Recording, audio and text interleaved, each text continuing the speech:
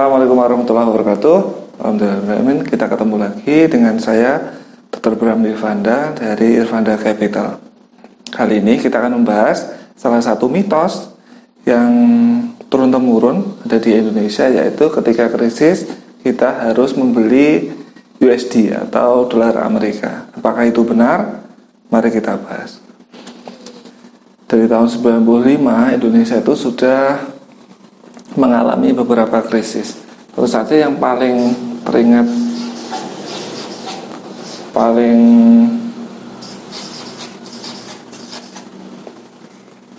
melekat di pikiran adalah krisis 98, yaitu Asian Financial Crisis.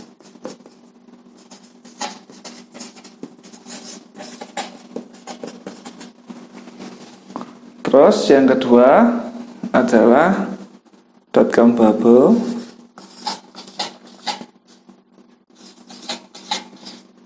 Dot-com bubble ini pusatnya di Amerika.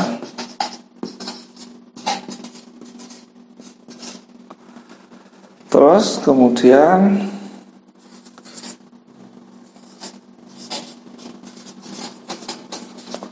ini Great Recession 2008 sampai 2009.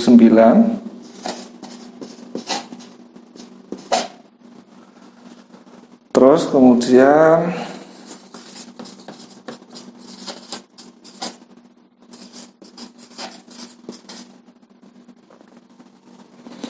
kemudian 2020 entah sampai kapan COVID.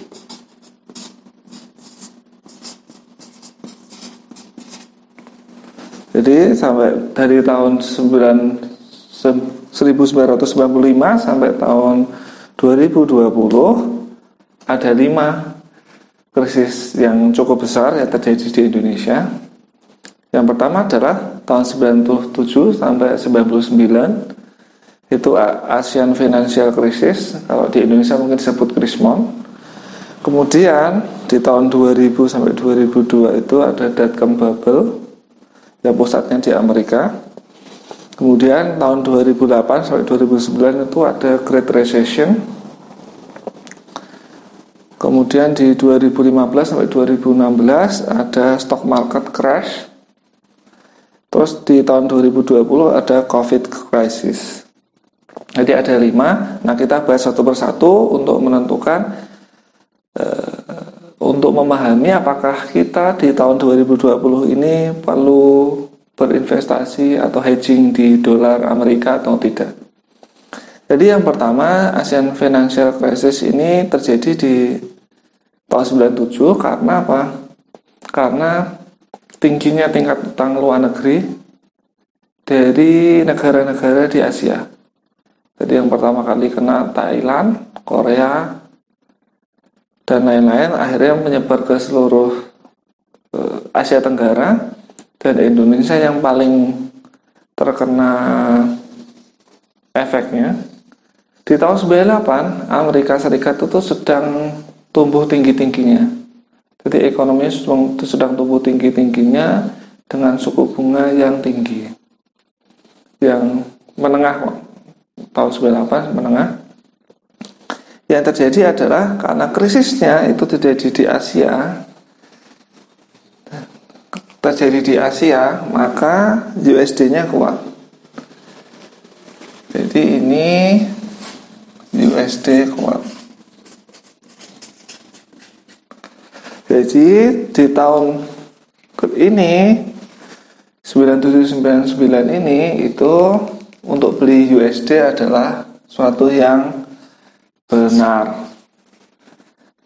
Jadi ketika tahun krisis tahun 98 itu beli dolar Amerika itu sesuatu yang benar. Kemudian berikutnya adalah dot-com bubble. Nah, ini masalahnya adalah di Amerika. Jadi Amerika ada spekulasi sangat berlebihan di bisnis.com atau bisnis internet. Yang terjadi adalah yang krisisnya Amerika. Jadi karena yang krisis Amerika ini USD melemah. Jadi ketika ini untuk beli USD adalah kurang tepat. Kemudian di tahun 2008 ada Great Recession. Ini terjadi karena apa? Spekulasi berlebihan lagi dari orang-orang Amerika dan orang-orang Eropa akan properti. Jadi krisis 2008 terjadi karena banyak orang yang punya kredit subprime, kredit yang tidak berkualitas, itu tidak bisa membayar cicilannya sehingga terjadi krisis properti, kemudian krisis finansial. Yang terjadi adalah di US pemerintahnya menurunkan suku bunganya, Fed rate-nya sampai hampir nol. Karena itu di tahun 2008 USD melemah. Jadi di tahun 2008 itu untuk investasi USD juga salah. Terus di tahun 2015 dunia kembali lagi ada crash, stock market crash, terutama di China. Yang terjadi karena apa? Di Amerika itu 2014 ada penghentian quantitative easing,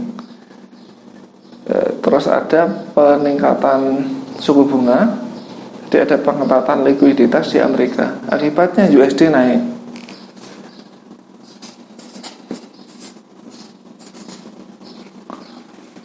Ini kuat ya. Nah, karena USD naik, maka di tahun 2015 itu investasi USD itu bagus. Betul. Nah, di tahun 2020 atau tahun ini yang terjadi adalah COVID ini menyerang Amerika dan Amerika saat ini yang paling parah. Jadi Amerika lebih dari 400.000 orang yang kena. Jadi yang terjadi adalah Amerika lewat Fed-nya juga menurunkan suku bunga. Ketika Amerika menurunkan suku bunga, maka USD nilainya turun. Maka pada COVID crisis ini adalah tidak cocok untuk kita berinvestasi di USD. Kenapa? Karena nilai USD akan menurun. Jadi ini di 2020 tidak cocok. Jadi dari 5 krisis terakhir kita bisa tahu kalau cuma 2 krisis yang cocok atau tepat untuk membeli USD. Di 3 krisis yang lain 2000, 2008 dan 2020 karena krisisnya itu terjadi di Amerika, maka itu tidak cocok. Jadi seperti itu. Jadi ketika ada yang bilang kalau krisis kita beli USD, kita beli dolar Amerika, itu adalah nasihat yang konyol. Karena apa? Karena apapun, setiap krisis itu pasti berbeda. Dari penyebabnya, dari mekanismenya, dari akibatnya berbeda, sehingga penanganannya juga harus berbeda. Jadi seperti itu. Terima kasih atas perhatiannya. Assalamualaikum warahmatullahi wabarakatuh.